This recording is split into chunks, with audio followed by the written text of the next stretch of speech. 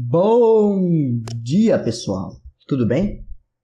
Hoje a gente vai fazer a primeira review do canal, que vai ser a de The World Ends With You, aproveitando que ele relançou para o Nintendo Switch recentemente. Eu resolvi fazer esse vídeo falando sobre esse game porque eu gosto bastante dele e eu quero que quem quer que esteja vendo isso saiba que ele é um jogo que definitivamente merece uma chance. Eu não vou garantir que todo mundo que vê vai gostar do jogo, claro que não. Mas eu vou garantir que vai ser pelo menos uma experiência interessante. Porque esse é um jogo com muita inovação, muitas ideias novas. E não é todo dia que se vê um JRPG que quebra tantas convenções do gênero assim. Lançado em 2007 no Japão e em 2008 aqui no Ocidente, The World Ends With You é um daqueles jogos que são apenas lançados, ganham uma fanbase, e depois do release original você só vê sendo relevante de tempos em tempos.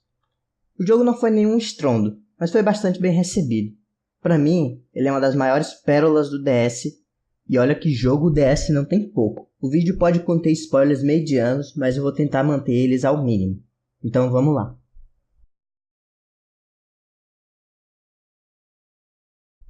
Se você quer pular no jogo sem saber de completamente nada nessa história, eu recomendo que você pule essa parte por motivos bem óbvios. The World Ends With You, que eu posso abreviar de TUEWI,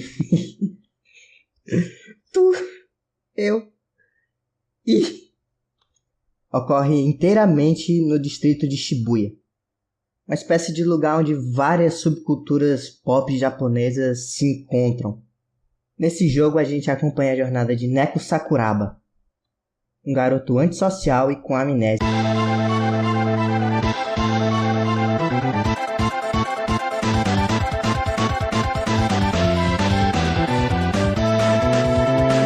que foi escolhido para participar de um jogo chamado Death Game. Nesse jogo você precisa se unir a um parceiro para cumprir várias missões selecionadas pelo compositor, senão você é simplesmente apagado. Tudo isso enquanto os chamados Reapers te perseguem, utilizando o Noise, que são os monstros do jogo. Fora poucas exceções, quando se está no Reapers Game é impossível interagir com pessoas que estão fora dele. Elas simplesmente, literalmente não te veem nem te ouvem. É como se você fosse um fantasma. O preço para entrar no Reapers Game é a coisa que você mais valoriza nessa vida, e a recompensa não é nada mais nada menos do que sobreviver. A princípio isso pode soar como um Battle Royale genérico, tipo Danganronpa ou Jogos Vorazes, mas o jogo faz muito mais que um Battle Royale usando essa série. Mas explicar mais seria um spoiler dos brabo. Além do nosso protagonista antissocial, nós temos Shiki, uma garota que acredita na importância das amizades e basicamente em todo o oposto que o Neko acredita. E ainda por cima ela é a parceira dele no Reapers Game. Joshua, um jogador aparentemente experiente do Reapers Game, mas que enche o saco do Neko em toda oportunidade que ele tem. E Beat, um cara meio cabeça oca e teimoso, mas com coração de ouro, típico protagonista de anime. Cada um desses protagonistas tem um arco excelente que significa uma mudança muito poderosa tanto neles quanto no protagonista. Mas eu vou falar sobre eles de maneira genérica, sem dar muitos spoilers sobre detalhes da história, mais lá pra frente. E isso é basicamente tudo que eu posso entregar da história, sem dar nenhum spoiler muito grande.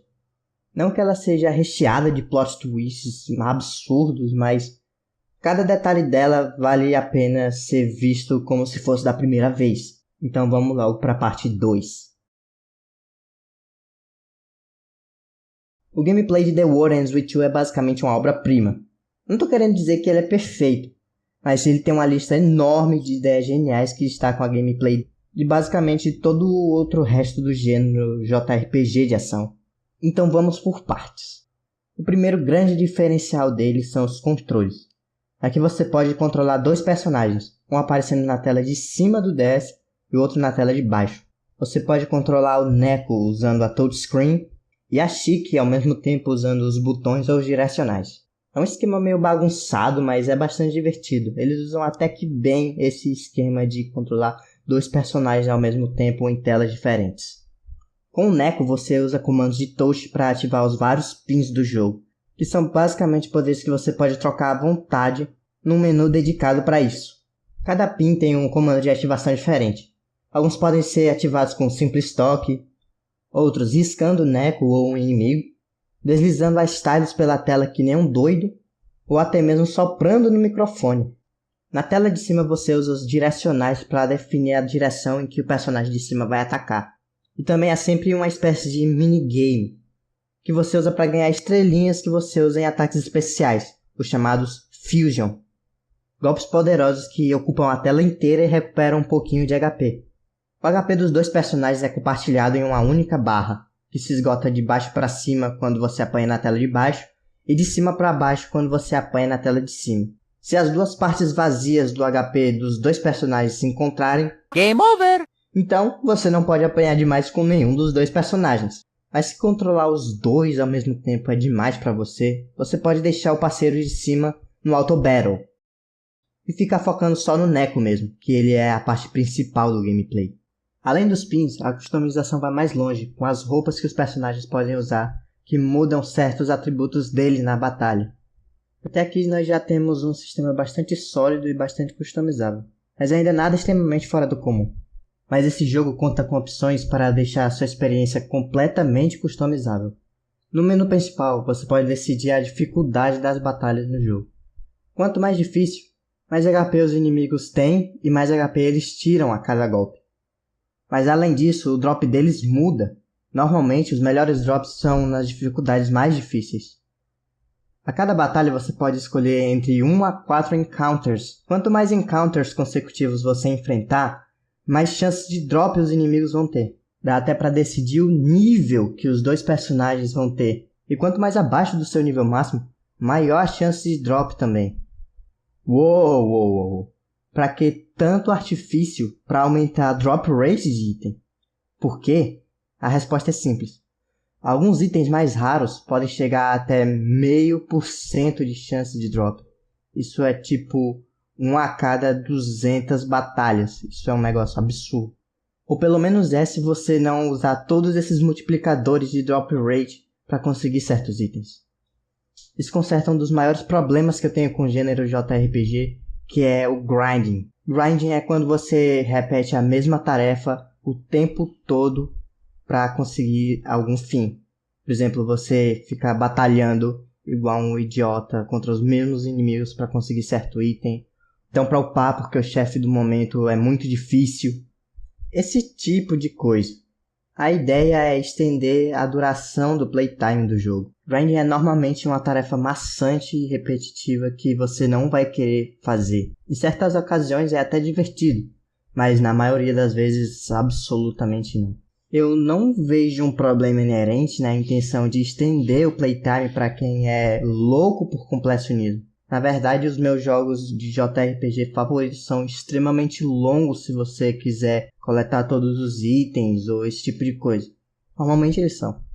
O problema é a maneira que se faz isso. Conseguir itens raros, ficar mais forte, conseguir algo especial, isso tudo deveria ser uma recompensa pela sua habilidade, não pela sua paciência de ficar enfrentando o mesmo bicho 200 vezes até conseguir um drop para uma quest que vai te dar um item muito louco e agora você vai sair varrendo todo o resto do jogo. E é isso que The World Ends With You faz com o sistema dele. Quanto mais habilidade você demonstrar, mais coisas legais você vai ganhar. E mais rápido. Existem séries que usam certos métodos para tornar grinding uma tarefa menos maçante e na verdade até divertida, como a série Megami Tensei ou Etrian Odyssey, mas isso vai ficar para outro vídeo mesmo. Resumindo, esse jogo não tem grind. Ele tem grind se você quiser. E o grind dele é bom. Outra coisa interessante é que além do nível do seu personagem, os pins que você usa em batalha também têm níveis e podem acabar até mesmo evoluindo, se tornando outros poderes completamente diferentes. Num estilo bem Pokémon mesmo. E quando você passa um tempo sem jogar, digamos, que você tenha ficado preso num chefe, aí você larga o jogo por um tempo, aí depois você volta. Quando você voltar e carregar o seu save, os seus pins vão ganhar experiência. O jogo tem certo desafio, mas ele não quer que você pare. Eu achei uma medida anti-frustração genial. Para alguns isso seria facilitar demais, mas eu não acho isso. Se você quer largar o jogo por um tempo e não quer os seus pins upados automaticamente, você tem a opção de tirar todos os pins do seu deck e colocar pin de dinheiro. Quando você voltar, o pin de dinheiro vai evoluir e você vai poder ter mais dinheiro do que você teria se você tivesse vendido eles antes. E você vai comprar roupa igual um retardado para ficar amigo dos caras da loja. Capitalismo! Hey! Fora das batalhas, o jogo consiste de missões simples de ajudar alguém que tá fora do Reaper's Game de maneira indireta. E também tem umas lojinhas que dá pra comprar as roupas, que modificam um pouco o personagem. Nada completamente alterante, mas ainda é uma mudança significativa. Você pode ir fazendo amizade com os caixas da loja para conseguir mais habilidade para essas roupas. E além disso, também existe um sistema de tendências, que funciona assim. As 13 marcas principais de roupa mesmo. Qual é a mais da moda e qual é a menos popular, tá sempre mudando, porque é assim que Shibuya funciona. Claro que a moda mudar dentro de um dia é um exagero absurdo, mas deu pra entender. Se você usa pins e roupas de marcas que estão sendo do momento, seu ataque aumenta. Mas se você faz o contrário, o seu ataque abaixa. E normalmente os pins de cada marca oferecem habilidades de natureza diferente, o que significa que você vai provavelmente rotacionar entre esses pins e, querendo ou não, você vai experimentar um pouco, mesmo que você não ligue pro bônus de ataque, mas ele é bastante generoso. É uma mecânica legal para fazer o jogador experimentar no lugar de só escolher 3 pins e ser carregado por eles pelo resto do jogo. Apesar das ideias interessantes, o gameplay, como eu disse no começo, não é perfeito. A margem de erro para ativação dos comandos de alguns pins é muito baixa e às vezes é complicado ativar eles. Não é nada de horrível, mas para uma mecânica que normalmente é simples e intuitiva pesa. E também, especialmente em batalhas mais complicadas, com vários inimigos ao mesmo tempo, é quase impossível não sustentar dano. Principalmente na parte de cima do jogo, porque o movimento do personagem que joga na parte de cima é bem mais limitado do que o do Neko. Isso pode ser frustrante quando você está enfrentando cadeias de inimigos e as partes anteriores já foram complicadas e você já perdeu bastante HP. Nessas horas você pode fazer duas coisas. Você pode usar um pin de cura, mas se você é um retardado mental completo igual a mim, você vai focar o seu deck completamente na ofensiva e não vai colocar um pin de cura. Então o que você faz nessa situação? Você fica riscando a tela de baixo igual um idiota pro Neko ficar dando dash o tempo inteiro, enquanto foca na parte de cima para conseguir fusion e recuperar um pouquinho de HP. Talvez seja mais um problema pessoal meu, porque eu gosto de ser completamente ofensivo, mas eu acho que desviar deveria ser uma opção um pouco mais viável, principalmente para um gameplay desse tipo que valoriza muito mais a parte do action, de action RPG, do que a parte RPG. Se eu tivesse que resumir a apresentação audiovisual de 12, seria assim. Pega toda a atenção aos pequenos detalhes de Persona 5 e coloca no lugar da série de Phantom Thief, Jet Set Radio. Tá aí a estética desse jogo. Ok, agora a versão não resumida. The World Ends With You bebe muito forte dos elementos da cultura pop do distrito de Shibuya, que é onde o jogo se passa. Desde a gameplay com o lance das modas até o audiovisual e elementos da história. O jogo chega e grita: "Eu sou um jogo japonês!" Praticamente todos os sprites do jogo têm bordas grossas e angulares, traçados rebeldes. Isso dá para o jogo um ar bastante descontraído e faz ele lembrar até uma peça de grafite. É quase como se fosse uma versão mais urbana e rebelde do traçado de Kingdom Hearts.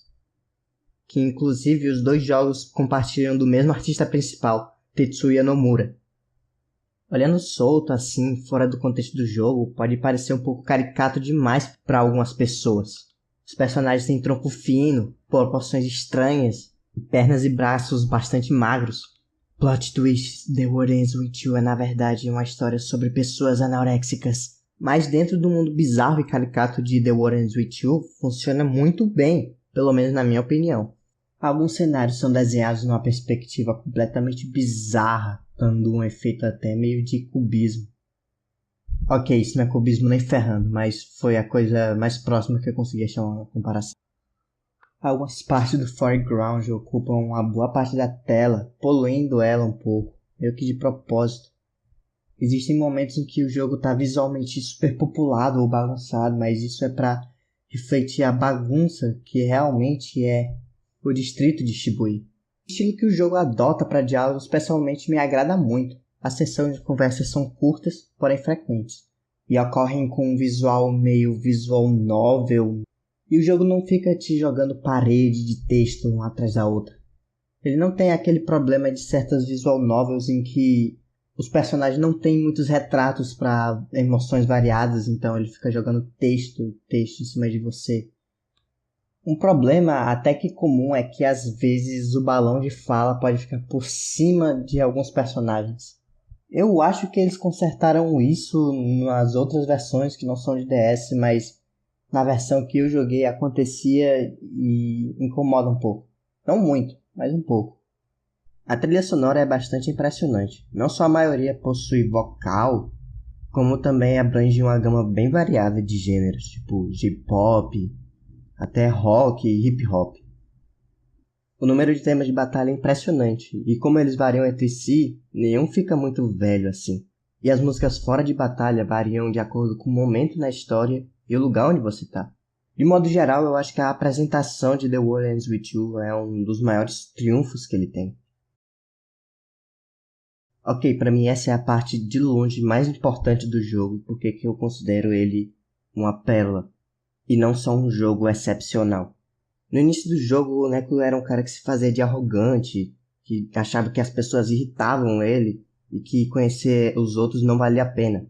Sendo que na verdade isso era tudo coisa da cabeça dele, porque ele possivelmente não sabia como interagir com as pessoas. É meio que uma fachada para ele não se machucar. O cara vive dentro da própria bolha dele. Mas ao longo da história, o Neko é obrigado a trabalhar com outras pessoas, senão ele vai ser apagado pelo noise.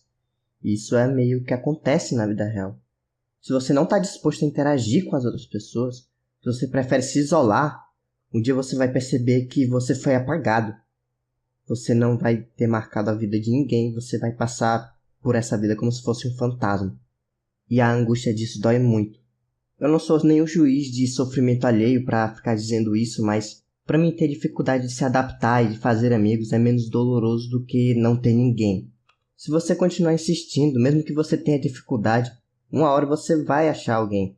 Mas quando você se isola é algo que fica ali para sempre até você resolver mudar isso. The World Ends With You não quer que você saia fazendo amizade com pessoas que estão completamente fora da sua realidade. Mas ele quer que você ignore as pequenas diferenças, os pequenos defeitos dos outros, porque você também tem. De certa forma, isso é o velho clichê do poder da amizade, mas aqui é algo realmente bem desenvolvido e não só um discursinho da hora que colocaram às pressas. Eu admito que, por mais que seja super clichê, eu adoro quando esse tema é bem desenvolvido como parte central de uma história. Caso você seja seletivo demais com as pessoas que você convive, você pode acabar se tornando uma pessoa hipersensível, irritadiça e com dificuldade de fazer amigos. Talvez chegando até o ponto em que você simplesmente não vai poder funcionar em sociedade. The World Ends With You é uma grande celebração à variedade de pensamento. Os próprios personagens, eles se superam, eles progridem, porque eles entram em contato com o modo de pensar um do outro. Assim como o Neko entendeu o valor da amizade por causa da Shiki, ele também ajudou ela a vencer o conflito dela. Que é spoiler. Eu queria muito falar sobre todos os personagens nesse aspecto, mas eu percebi que o vídeo tá ficando bem grande e também que ia ter bastante spoiler. Mas eu acho que é uma mensagem que se conecta bastante com os dias de hoje. Hoje em dia nas redes sociais ou até na internet no geral mesmo, a gente está vivendo a era da filtragem. Filtragem do conteúdo que você quer que seja direcionado para você e filtragem de contatos. Eu não acho que tenha nada de errado em evitar gente chata ou que você não gosta, mas eu acho que você tem que saber aonde desenhar a linha. Enfim, The World Ends With You, por causa do gameplay, da mensagem, da apresentação audiovisual, pra mim é um clássico instantâneo do JRPG moderno, e eu recomendo pra todo mundo. O jogo está disponível para DS, aparelho celular, e uma versão melhorada foi lançada para Nintendo Switch. A versão do Switch aparentemente é melhor, com multiplayer, música remixada em alta qualidade, bastante conteúdo adicional e um rebalanceamento do jogo. A versão de DS é aparentemente a pior, mas eu garanto que se você gosta de JRPG de ação, qualquer versão desse jogo vai ser uma ótima experiência.